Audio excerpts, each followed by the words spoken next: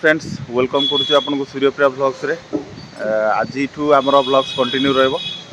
तो आज हूँ सब बड़ दिन आम लाइफ रे। आज आमर तृतीय विवाह वार्षिक थर्ड मैरेज एनिवर्सरी। तो आम आज आसलु माँ दुला देवी पीठ को आसलु बालकाटी पाखे अच्छी देखिपे मो पचर माँ को मंदिर अच्छी। तो आम सका माँ को दर्शन करके बर्तमान फेरुचे। तो कौन कहवा आज आम यूट्यूब देखुवा समस्त बंधु मान फाइनाली 3 वर्ष ହେଇଗଲା କେତେ lifetime happy anniversary starting happy anniversary to my baby.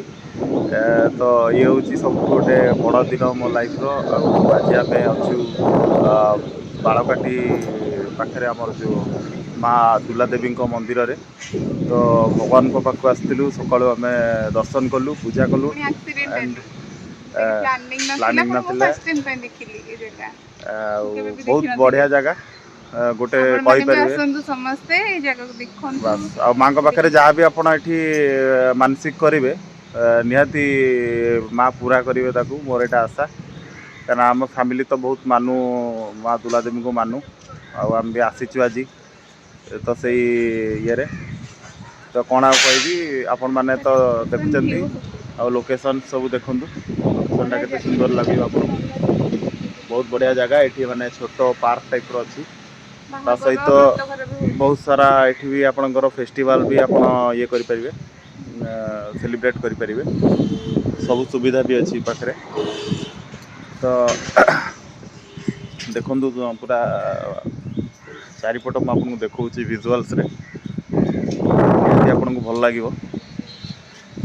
केबे यदि फ्री टाइम मिलूँ आपको मात्र भुवनेश्वर रु यहाँ 10 ରୁ 12 किलोमीटर भितर रही आसी विजिट करेंगे माँ को मंदिर। तो मुझे तो पाखे आसती आज मॉर्निंग रे माने माँ को पाख विजिट करने देखो देखो सुंदर लगे आपको सका सका भगवान को दर्शन करवा या बड़ सौभाग्य भाग्य थे मिले। तो से बहुत निजक गर्व अनुभव करे कि एमती सुजोग बहुत कम मिले व्यस्त जीवन भितर भी आम समय पाने आसवाई। तो आज आसी गोटे बहुत बड़ दिन मो लाइफ रे।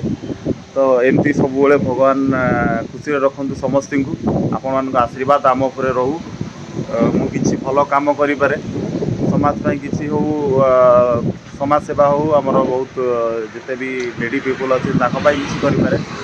तो माँ को पाखे मुझ समस्त आज दीप जादेली एंड भगवान को भी आज डाकिली कि समस्त को भल रखु।